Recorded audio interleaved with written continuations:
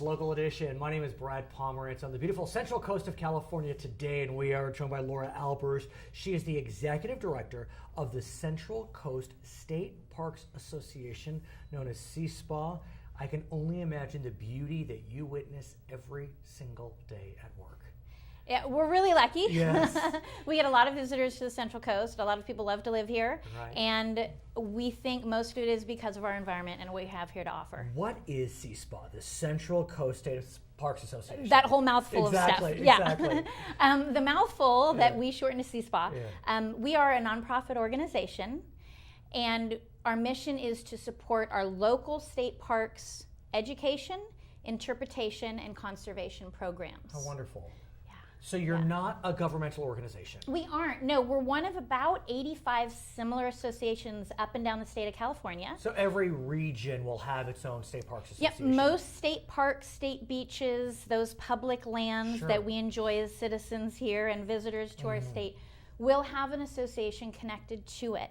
And we're there because state parks themselves as a public agency will be limited as far as how much they can do when maybe they have a budget shortfall. Maybe they don't have enough money for their school programs or their junior ranger programs. Right. They need to rely on outside sources, and so we exist as these associations to help them out where they can't cover things themselves. When did these start? I mean, I'm inspired if you ask me. I mean, have they been around for a while? I think so. Yeah. I'm not sure about all 85. It's all good, I know that for us, Central Coast State Parks Association has been around since 1976. Oh, wow. So Yeah, let's we've been talk here for a about your while. territory, because like we said, the territory you cover is just beautiful. Yes. And what I want to do is I want to start from the bottom of San Luis Obispo County and go up.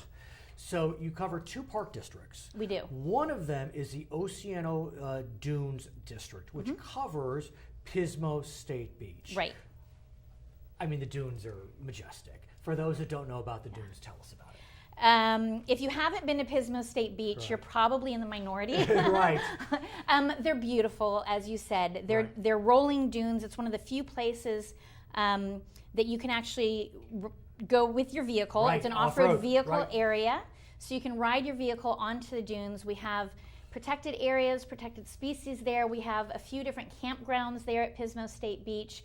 You can kind of do everything there. It's just beautiful. But these are truly dunes. I mean, like what you see in the movies, what you think you see in Africa. I mean, there are these like the beautiful sand sculptures created by the winds and the earth. And it's stunning. Yes, and movies have been filmed there. Of course.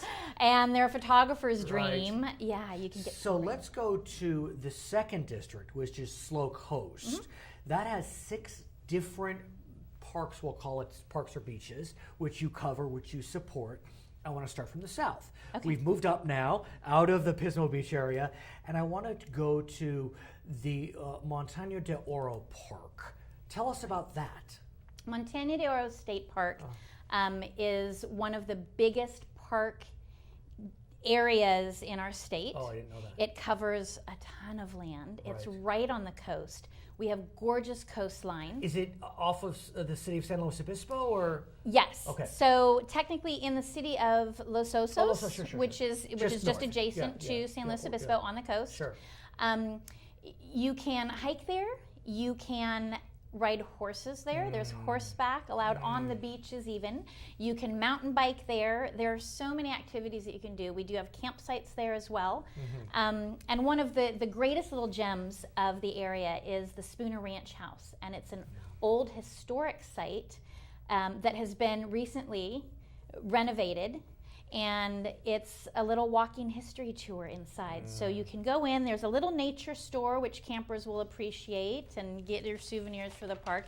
But then the rest of the house is decorated and designed as it would have been back when the Spooner family lived there and owned the property. We have very highly trained docents who are there most days from 11 to 2, and they can tell you all about the history of the park and the history of the home and the history of the people who lived there. The second park, we'll call it, in the Slow Coast area is Los Osos Oak Reserve. What is the Los Osos Oak Reserve? This is one of my favorite places that we cover. It's a little hidden gem, and most people don't know about it. It's off a very busy street, actually, that connects Los Osos to San Luis Obispo. Okay. It's called Los Osos Valley Road.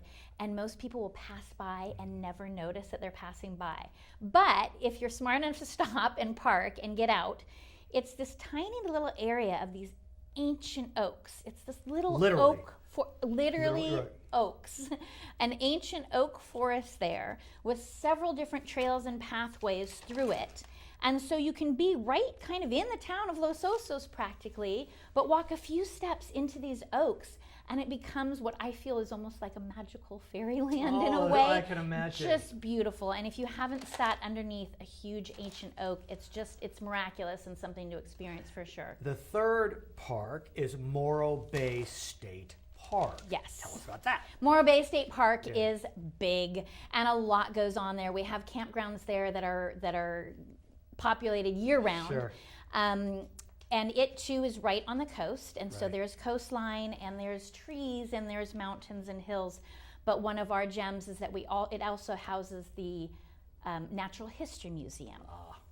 So the Museum of Natural History at Morro Bay State Park has been around longer than Seaspa has. Nice. It's been around for a long time, and it's a wonderful place to visit. Children are always free to get in. Right. It's open almost every day of the year from 10 to 5. And it's in front of the rock, essentially. Right in front of the rock. So not only can you enjoy the museum when you're there, but while Right. you're there, you can see out these beautiful vistas, the rock, the infamous rock of Morro Bay right there from the museum. Also, there's the Morro Strand State Beach, separate from the Morro Bay State Park. Yes, it's up the road a bit along Highway 1.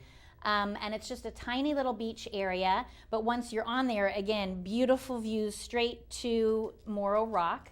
And there is a campsite there too, which a lot of people like to come to visit. And you camp right there on the beach. The fifth is the Estero Bluff State Park.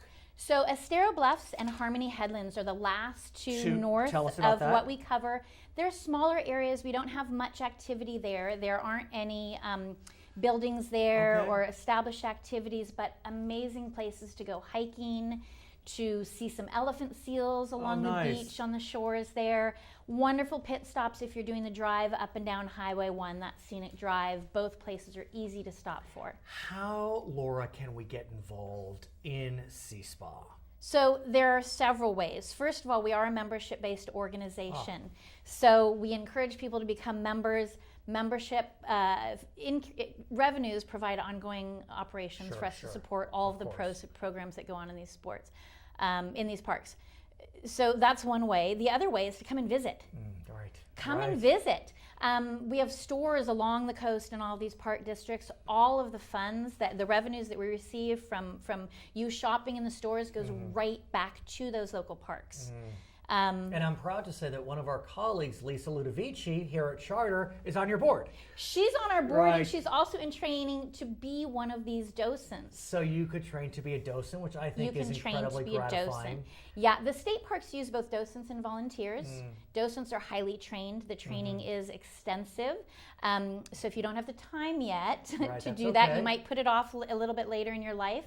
But it's so many different ways that you can be involved as a docent, either leading hikes or helping hikers up on the hills or leading school groups. What a great job you have, and I am love it. so fortunate, and we thank you so much for coming in to introduce us to all the parks, the 7 in this slow in our region. area. Her name is Laura Albers. She is the Executive Director of the Central Coast State Parks Association, known as Seaspa. I'm Brad Pomerance. We thank you so much for joining us on Local Edition.